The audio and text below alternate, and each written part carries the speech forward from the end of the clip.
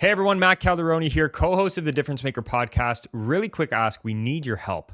So here's the thing, we take the time each week to put these episodes together with the genuine intent to help people discover and reach their true potential, just like yourself, so you can get to that next level in life. All we're asking for is a quick subscription or, a like, a review, a comment, something that helps grow this channel and helps us boost that algorithm. We don't do any kind of paid advertising for this.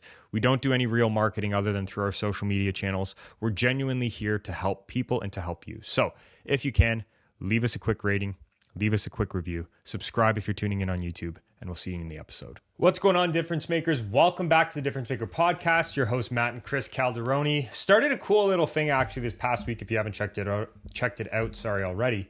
Kind of like a Matt's Thoughts episode. I'm trying to post once a day just on a podcast kind of topic. It's really cool actually. We're doing it from my phone, but really what we're doing is we're actually taking the little tidbits that we have throughout the day that we're learning, things that we feel that, can help people that are going through it, and really just posting it. And it's like, they're real case studies, they're real applications, they're real philosophies, if you will, different kinds of psychologies. But it's interesting. It's good stuff for your mental, your mindset, your high performance, if you will. So it's all there. Check it out. You can see it. It's only available on Apple Podcasts or Spotify. Yeah. It's not on our YouTube channel. Maybe we'll put it up one day. I don't know. But check it out there. It's awesome. Yeah, and I was going to say it's pretty good just because if anyone's interested in how, some of the things that go on with how we deal with athletes and stuff like that without, actually getting on a call with us or anything, it's a good way to just kind of, I guess, answer any questions that you might have because, it's pretty cool. It's in the moment. And I don't know. I the two that you've done so far, I thought they were pretty interesting. Thank you. Yeah, they're good. I like it. I like doing them. They're kind of good ways to riff off. But anyways, diving into it this week, really solid, we'll call it, topic, because I think this was inspired by me when I was talking to an athlete this past week about it, but running to the power that lies within facing the hard truth. That's such a big thing for athletes, right? And it's like, I feel like there's such a bravado mentality that's going on with a lot of athletes where it's like, I can't show any weakness or vulnerability, and they don't like to face that hard truth. And as a result of that, they're held back in performance. So one of the things that kind of happened with this, and to set the stage for it, and then we'll dive into how to face those hard truths today and why. But we had an athlete that was referred to us. She was lashing out to her parents. Parent called. We've actually been working with another one of the siblings.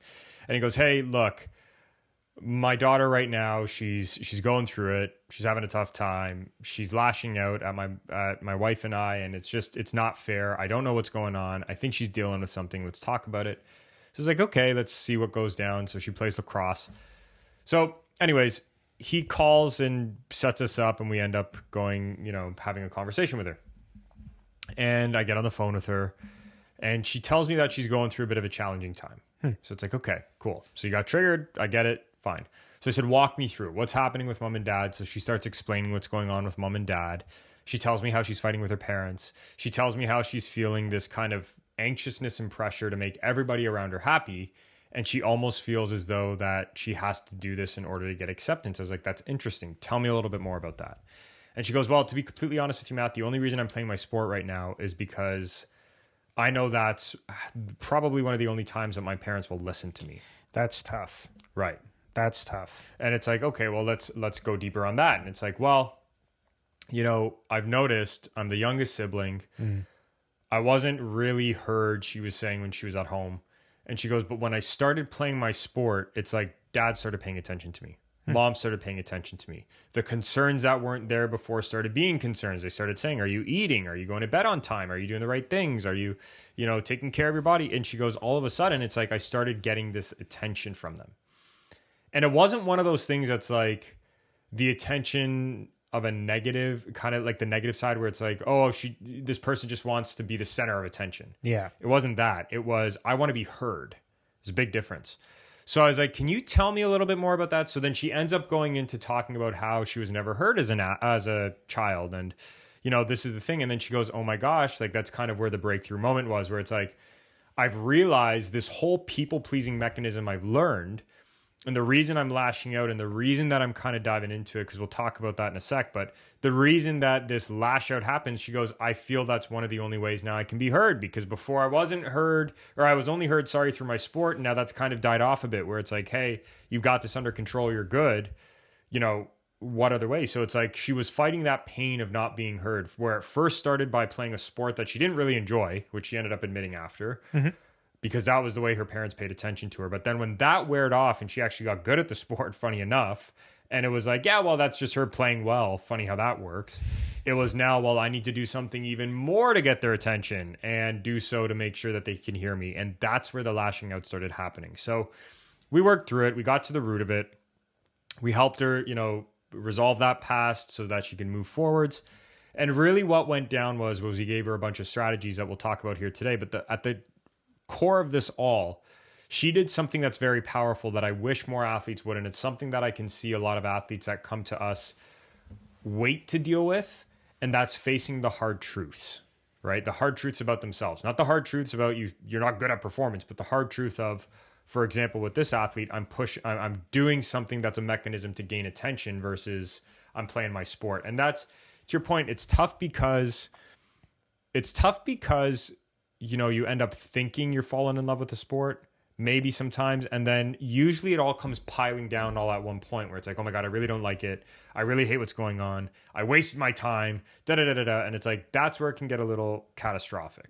And well, on the other side, so not just someone not liking their sport, but even this week I was speaking with an athlete who he had plenty of plans coming into the season, and the team that he was going to was a team that wasn't supposed to necessarily do so well. And then all of a sudden they're doing well. And the promise was when he would go to this team, obviously we're a lower team. You'll get your playing time. You'll get this, you'll get that. And now they're fighting for first place. And it's like, damn. Oh, the one where the coach with the tough combo, like you're not at that skill level yet. Yeah. And it's like, for some of those, share that a bit actually. Yeah, this is powerful. Like that's kind of, I wouldn't say, like, not that he doesn't love the sport or anything, or he's doing it for this, but it's his childhood dream, and this is one of the ways to get there, right? So he breaks into the league. He's good. Or not even to the league. He breaks onto a team, and the kind of idea was, well, because we're going to be a lower team this year, or that's what's projected, you're going to be able to get playing time. Like, he's a young guy. He's 20 years old. So he has room to... He's got room to grow. To go. And the team ends up... It's a new coach. And the team ends up doing very well under this new coach. They start to win. They're fighting for first, which is... Well, he's a soccer player. So making that jump up for this team, that's money. That's notoriety. That's a lot of things. It's a challenge, yeah. So all of a sudden now... all this playing time that may have been promised at the beginning of the year has now shifted to, we need to put our guys on, and having that, I guess, misconception or a little bit, or kind of being a little naive to the process of things sometimes. If it's the first time that you're going through it, like, how would you know what's going on?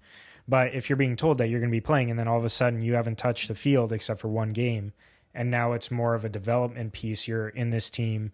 You have the ability to kind of see what a first place team feels like, and you're young, so you're not necessarily part of the plans right now, but you can definitely work your ass off to at least get there by the end of the year.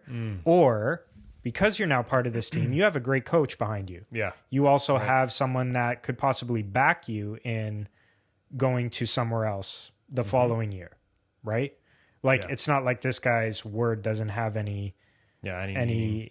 But see, I think that's where the power lies, though. And this is what we this is the whole topic of it. But it's like, the truth is ultimately what sets you free. Yeah. Oh, sorry. And that's what the truth part was. It was a very stern conversation, or not stern, but very honest and personal conversation that was had, where it's like, you're not ready yet. This is also the bullshit culture that we're in, kind of third place trophies. Right. And I'm not saying third place trophies, fourth place trophies are wrong. I'm not saying, like, whatever. Point is, though, when you're constantly getting this kind of false environment created around you, and there's a lack of reality about what's happening, let's look at that situation for a second, because I think this is very important, and why I'm saying there's power in facing the hard truth as an athlete. If this individual didn't have that coach who genuinely cared for him enough to let him know what the truth was, Yeah, and right? was actually told, like, don't go anywhere. You're Absolutely. Gonna stay, right? And this is another kind of subtopic I see in this, where it's like parents often get mad at coaches that tell their kid the truth at a younger age. Mm-hmm. And I'm not saying you decimate a kid when he's like 6 years old. I'm not talking about that. But I mean, like, in peak development years, when these individuals are starting to know what they want. Like, I share the story all the time. I knew I wanted to be a pro soccer player when I was 12 years old. One of the hardest truths, as much as that soccer coach I had pissed me off, told me I wasn't good enough yet, the one thing it pushed me to do was, because I was a kid who was rounder, right? I ate too much good homemade food. But he said, you need to get fit, and you're too slow to play at this level. You need to get better. And it's like, did that sting in the moment? Did that power punch me? It's like, yeah, that hurt. Mm. Did that push me, though, to become the pro that I became? Abso-freaking-lutely. Every day. So going back to this point where it's even with this athlete you're talking about, and even to the girl we originally started with, but it's like, you have to understand, one of the most selfless things a coach can do is tell you the truth. Selflessly. And then I think it's then on you to make that shift up top, to say, okay, if I'm truly not good enough, okay, this is the amount of work that I got to put in through, and not just for 1 week, but like, this is an end of the season type of thing. And this is where I'll challenge anybody tuning in too. Like, you got to divorce the delivery of how that truth comes to you. Because I feel like so many times people are attached to how it came. It's like, the coach was mean. Now, am I promoting any coach to do anything negative like that? No, I don't think the best way to communicate with somebody is to ping them between the eyes every time. Do I believe, though, that coaches need to be honest? 1,000,000%. The truth is what sets you free. So many times people get married to this idea of, well, he delivered it poorly. It's like, who gives a shit? They at least said something to you. They at least helped you get to it, because then when we get the athlete on the other side, where the coach is lying about things and the coach isn't telling the truth, and the coach is essentially, in my opinion, if you've got a 20-year-old kid, for example, playing soccer or whatever he's doing, and he's crushing it and he's doing his thing, and he's not developing at the rate that he needs to, and you as a coach see that and you don't say something, you have now you now have blood on your hands. Mm-hmm. Because you're letting that kid rot, essentially. Yeah, and like hockey, that happens all the time. Every sport that happens. Like, yeah, but like just buried. Yeah, buried with no. It's hard, and if you're in that situation, you know, I feel for you. It's tough. If it's a legitimate situation where the coach is actually burying you, I feel for you. But then, so just help people understand too. So when he did face that truth, what was the reflective process that you took him through like? Because I know this was something we spoke about at our coaches meeting this morning, but what then was unpacked after, and what were the resolutions after? Well, what was unpacked was, okay, here's the reality of the situation. You're on a first place team. What's nice is you're going to be able to get this experience of what it's like to be on a team like this, what work is required, what dedication is needed in order to get promoted to a different league. Like, that's, regardless of what level you're at, that's tough. Well, sorry. And even to say too, I think, because did you see that viral clip of Kevin Durant? No. Talking about his friends? No. He was doing some like little interview or something, or like it was a FaceTime video recording. I don't know. It was a face-on video of him. And he's like, and this is what I mean about the hard truths. He goes, I was regularly playing with people, kind of like this athlete's in a situation in, that were better than me. My friends were all better than me, but I made it.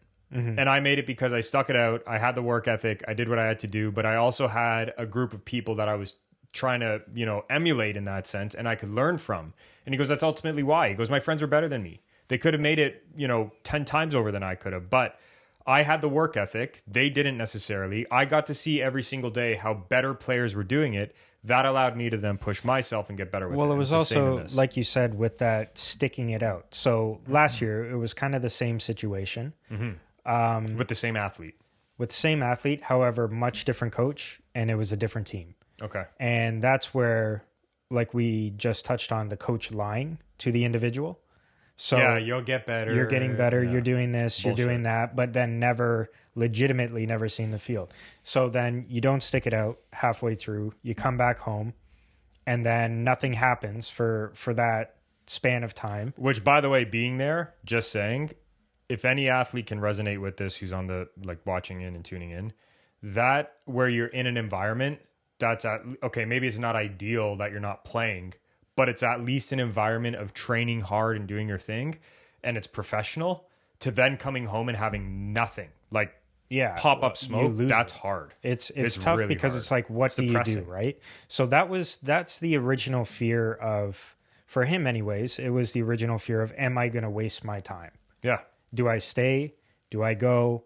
What happened? The only thing that we could do was go off of the history that he had, which was, okay, last year you didn't do this. This year you have an honest coach who has truly said, okay, you've actually developed here, here, and here from where you currently are to where you are now.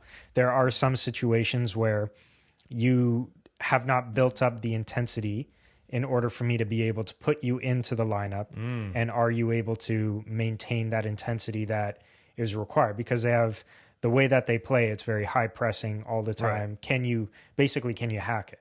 Right. So that's the type of style that this team plays. And that's what's gotten them to challenging for promotion. Spot, yeah. And it's only halfway through the season right now.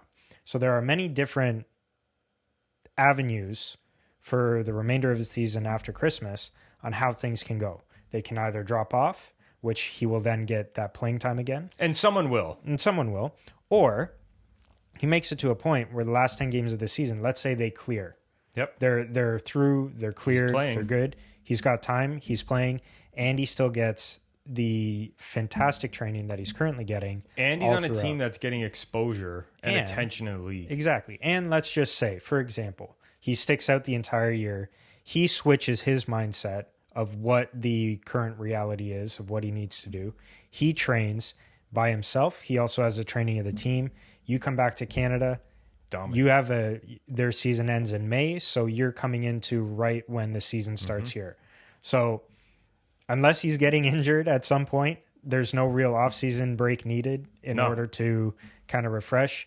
You go right into it and you continue going. So there's a lot of different, like, you have to slow it down. And I think first you have to find that fear, which is, am I going to waste my time? Yeah. And I don't think there's any wasted time for where he's currently at. Not even freaking close. And you got to future pace this for a sec. What if it went the other way?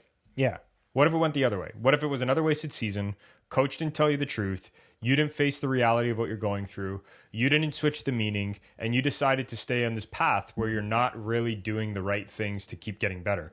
Yeah. The worst thing in the world, wasted talent, right? The worst thing, the biggest regrets, the thing that I had that I will say still used to eat me alive until we really got going with this company was I knew I had talent.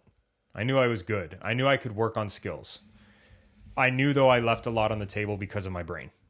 I knew it. And that was one of the biggest regrets that I had. That was the things that caused the negative stuff in my life to go down at times. Well, that and also, like, I know this guy, this athlete that I'm working with, like, he wants this so bad. Yeah. And it's hard to get around sometimes. Like you have options to go play on lower teams in the league, which is sure you do, but are you going to get the same training? And what's the professionalism like? You don't even know. Like, they can say, yeah, you're going to play. You never touch field anyways, right? There's also that thing that's going on. Situation. But one of the things that came up, which we then used as well, which was the coach saying, on a top 6 team in this league right now, you're probably not starting. The Difference Maker podcast is something that Chris and I put a lot of work into, and it's something we love to do for you. So all we're asking in return, please, if you can, leave a review, leave a rating, leave a comment on our podcast. It helps us get ranked higher, and it helps us continue to bring you free content. We're not asking for anything else. We don't do any kind of paid promotion for this. We don't do anything, surrounding it. We're literally bringing you the top free pieces of content that we use with our best athletes to make sure that we can get you the resilient skills they have. So please, if you can, leave a review, leave a rating, make sure to subscribe to us, click the notification bell if you're tuning in on YouTube, leave a comment down below. Just help us grow this channel so we can help bring you or keep bringing you free content. Fair. Right? So hardcore, but fair.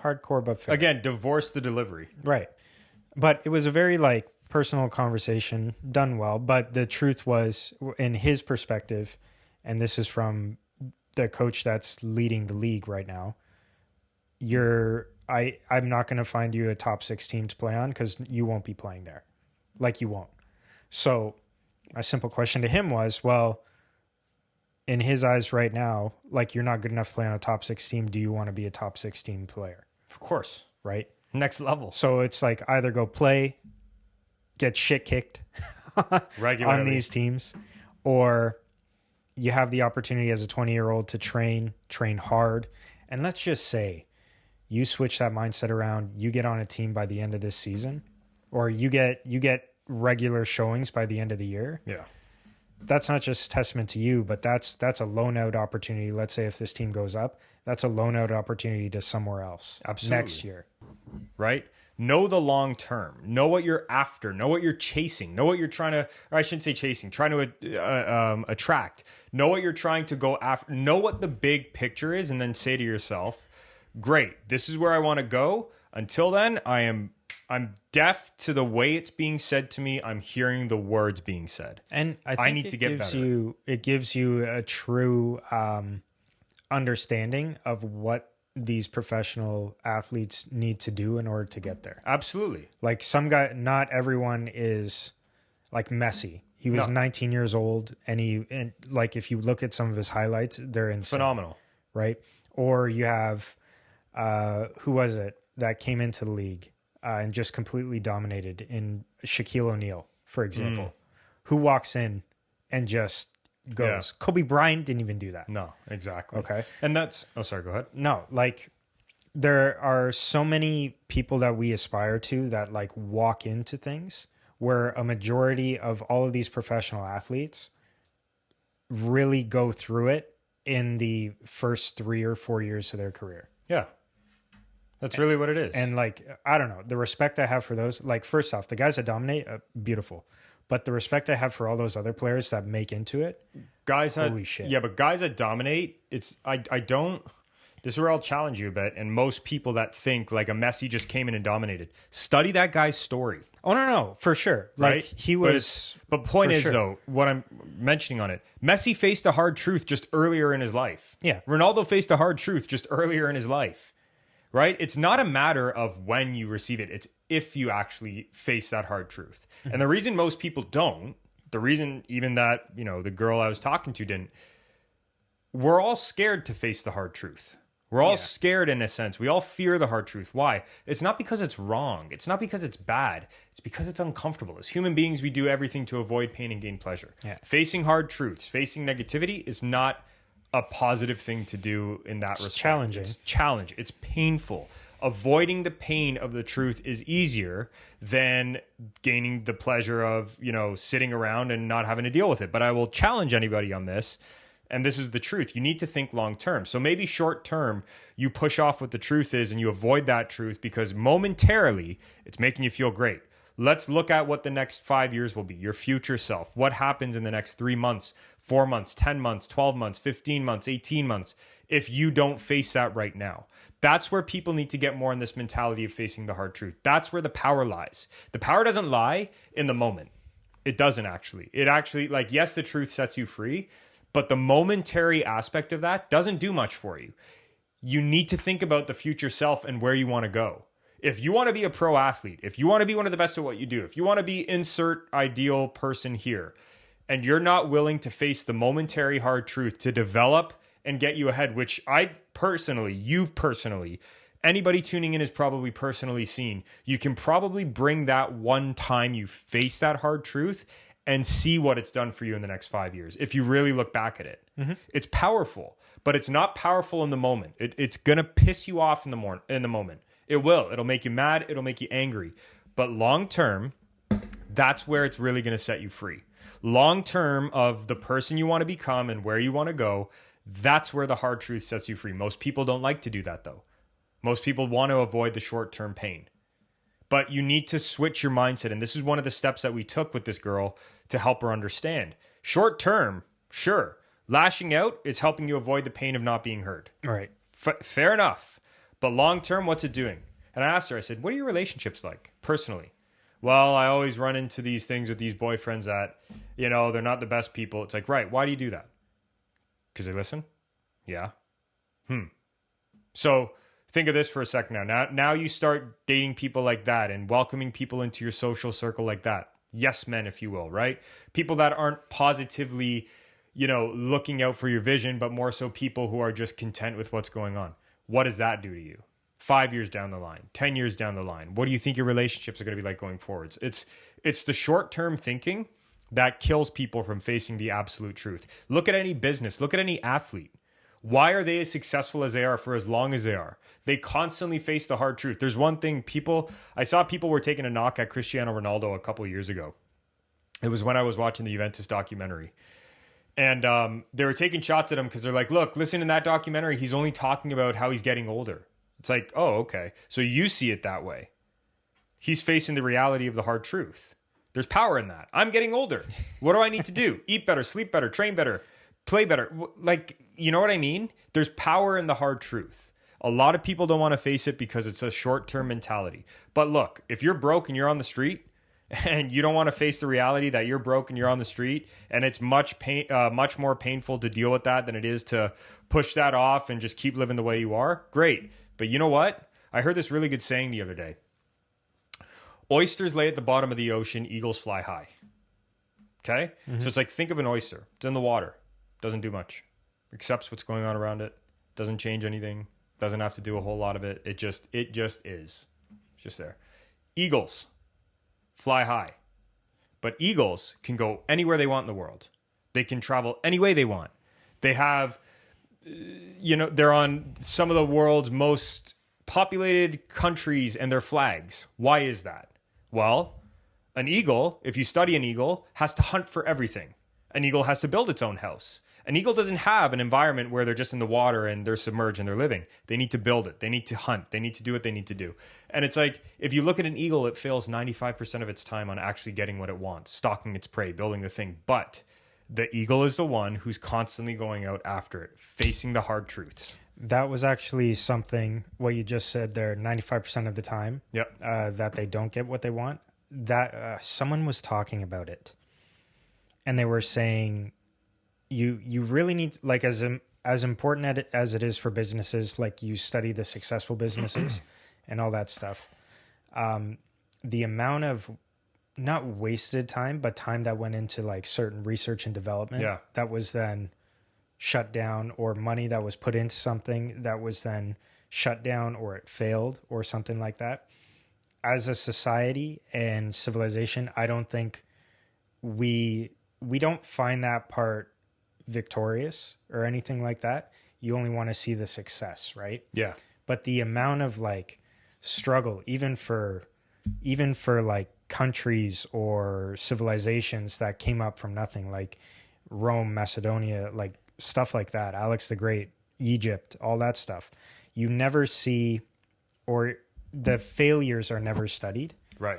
And the amount of times that these people or countries or companies fail is like success is so small compared to the amount of failures that go into that one successful thing. Well, a couple things. I agree with that fully. There's a documentary on Netflix. I don't know if it's still on it. I watched it way back in like 2018.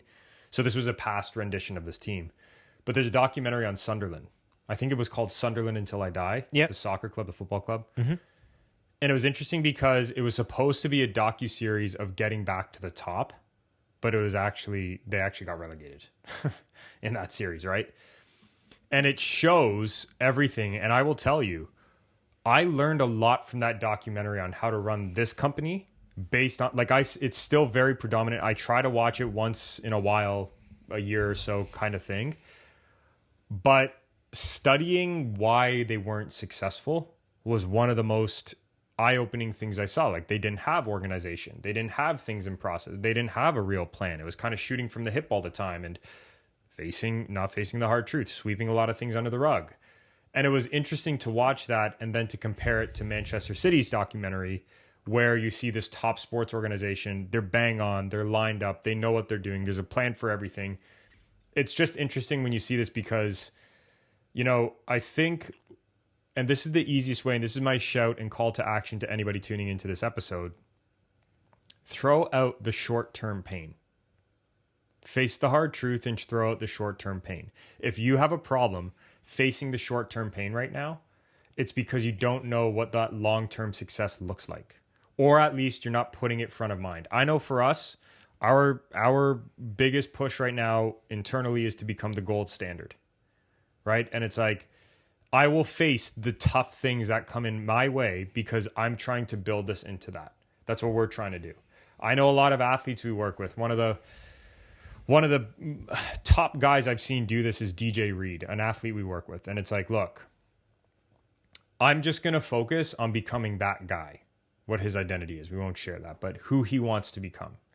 And the short-term pain of this, the short-term uncomfortability of this, the short-term kind of just negativity of the situation, irrelevant.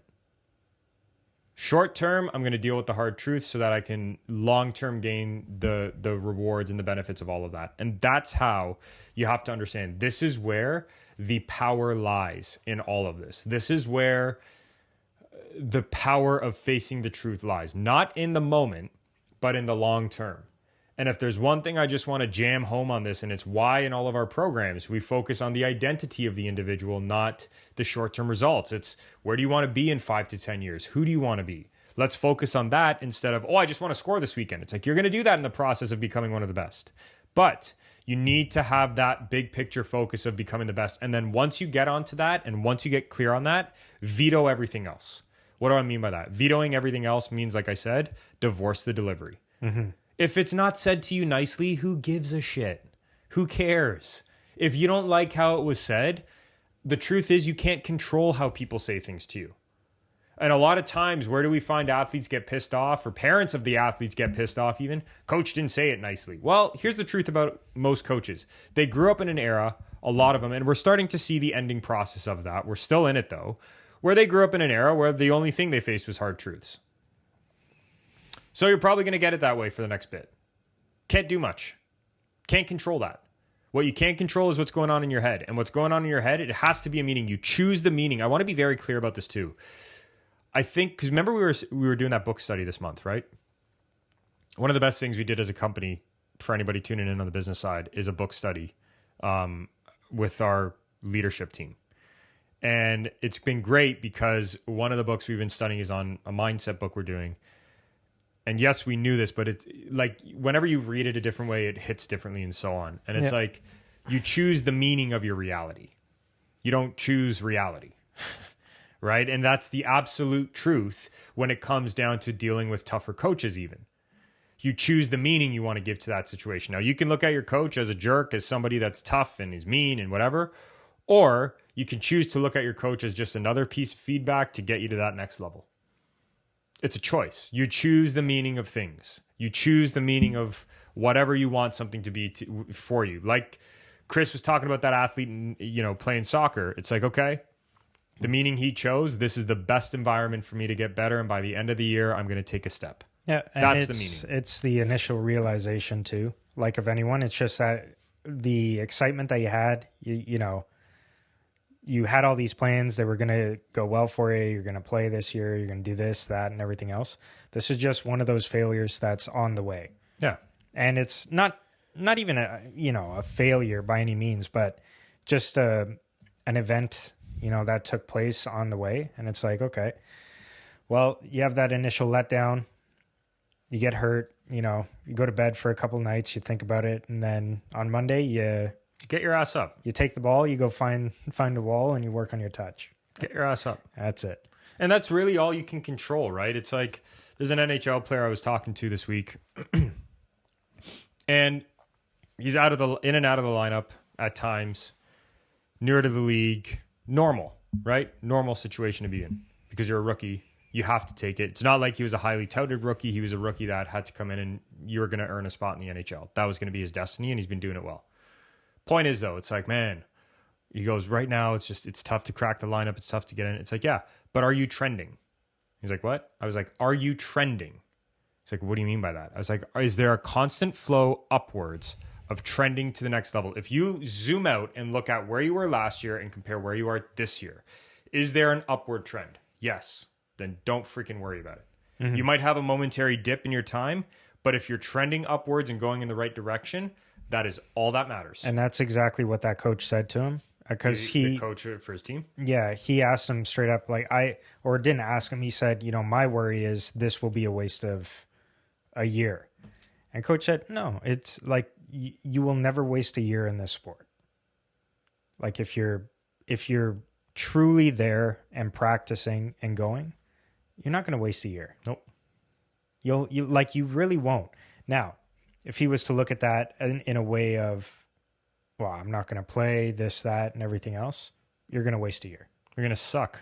There's no amount of running that or training or extra training that you can do if you think it's all for nothing. Yep. It's true. You choose the meaning that you want it to make to you. Yeah. Right? You choose. Reality is whatever lens you want to put on it. It's not always going to be the real thing in front of you. Well, it's also kind of like a lot of young hockey players that I work with. One dad, he's fun to speak with about his son.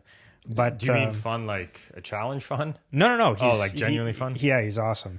And he just says, he decides to overhandle the puck when he's playing against other 12, 13-year-olds. They give him space. Take the space. Take the space. So it's kind of like what we're talking about now. You either see a path to the net that's being taken away, or you analyze the situation quickly and there's the space and there's your route. Same thing for this kid. If you want to really make it easy to understand, it's just take the path that's kind of there. Go.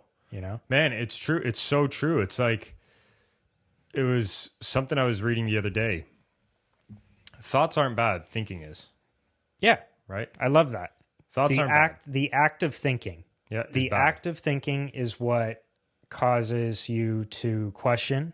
And that can lead to, well, let's just say the act of uncontrolled thinking is bad. Thinking is needed, and it's not something that we're saying don't do. Yeah. You're a human being. You need to think. But the act of uncontrolled thinking, because what it does is it leads you down a path of rabbit holes. Then it paralysis starts paralysis by analysis. Doubt starts to creep in, all that stuff. So, I mean, it's true though. It's tough. And it's like, man, you got to think too with a lot of this. And the last point I'll wrap up on, but if you're going to think long term. Just keep it that simple. Like, don't do this stupid thinking of, well, why is it going to piss this guy off and that guy? It's like, no. If you want to get it, go get it. If you want to become a pro and you want to be at that next level, understand something. This is a game of skill acquisition. Am I saying it's going to be easy? No. But I will also say, Spud Webb, short little 5-foot-something guy, won the NBA dunk competition one year. What does that tell you? Was it easy for him to build a skill of being able to jump that high? Abso-freaking-lutely not. Take it from somebody who worked on building his plyometrics and his explosivity for a couple years being a soccer goalie. Who I was going to say, who was that goalie? He was very small. Dino Zoff. How tall was he? 5-something as well. But explosivity, it's freaking hard to build, man. It's not easy. But I'll tell you, is there a way to do it? Hell yeah, there's a way to do it. Is it enjoyable? Like 3% of the time. But is there a way? Yes, there's a way. You just have to understand. If you want to go do it. Go be it. If you want to be there, go be it. That's the biggest challenge that I think a lot of people don't realize. The thinking kills you. It kills you because it's like, well, it's going to be hard. Of course it's going to be freaking hard. You're trying to build skills, but if you have the mentality of this is a skill acquisition instead of this is going to be hard, don't think about the obvious. Not in athletics, but just in career sense, in business and in jobs, stuff like that. Promotions are like, honestly, it sounds great in the moment for a lot of people. And then once they get back to their desk or they start to take it in, then it's like, oh, but then I have this responsibility and that responsibility and I have to go into work on this day and this day and this day. I don't know how I'm going to do it. And then you talk yourself out of something that is legitimately your next step. Yep. So that uncontrolled thinking that's tough, but there's always a way to figure things out. Always a way. It's just if you get stuck in that doubt, that cycle of doubt, I think that's hard. And that's even for like anger, bitterness, all that stuff. You always put it like that, you get stuck there. Yeah. And this is why to wrap this episode up, there is power in facing your hard truth. There is power in facing the reality of what's going on in front of you. Why? It's the only way to grow. It is. If you're somebody that wants to take things easy and you don't want to, have your toes stepped on and so on, I'm going to tell you that's not the world of high performance. Pick something else. In fact, that is an oyster mentality. We should hashtag that. Hashtag oyster mentality, right? Don't be an oyster. Don't be an oyster. Be an eagle. Fly high, man. But understand that when you fly high, you got to go hunt for it. You got to go work at it. It's not going to be given to you. Your conditions are not just put in place for you. You need to go seek them out. And that's where the power lies in facing the hard truths for any athlete out there. Please understand, divorce the delivery of the truth. Understand that all that matters is you face the truth so you can get to the next level. Think long-term, think bigger. That's why we do that in our program. So please, this is a great podcast. We do write these episodes, though, just for the simple fact that we don't put out any kind of advertising on it or anything. We need your help as difference makers. You help us grow this channel. It's your word of mouth. It's your spreading. It's your liking. It's your sharing. It's your leaving of reviews. It's your downloads. It's those little things that allow us to keep growing this and keep bringing you free content that's valuable towards you. Now, if you also want to make sure or try to work with one of us, you can apply down below. There's a link to apply with and work with one of our Molliteum coaches one-on-one. If that's not for you and you want to build your resilience in a different way, you can check out our difference maker or our Molliteum Pocket Coach. Fantastic little app that we've put together, a little program. And it's allowed us to really help a lot more athletes go through that process of building their resilience. I think it's 365 days of resilience training. You log into the app, you do the little 5-minute exercise, and it's great. Like there's audio tracks, there's everything. It's what we use with even our if pros. you want to understand your breakdown of resilience, maybe not go into a program, maybe you're not ready, but a full breakdown. We have those profiles as well. Yeah, you can check that out down below. Check those out. And if none of that's for you, of course, please download the podcast, subscribe to us. You can also, down below, there's our Molliteum Insider. It's our newsletter. It's weekly writings from myself and Chris, where we give you those resilience tips. And of course, make sure to check out, like I said at the start of this podcast, I got those Matt's thoughts. I'm actually going to go record one quick after this. Got some good inspiration from it. But yeah, check it out. Stay resilient, and we'll see you all in the next one.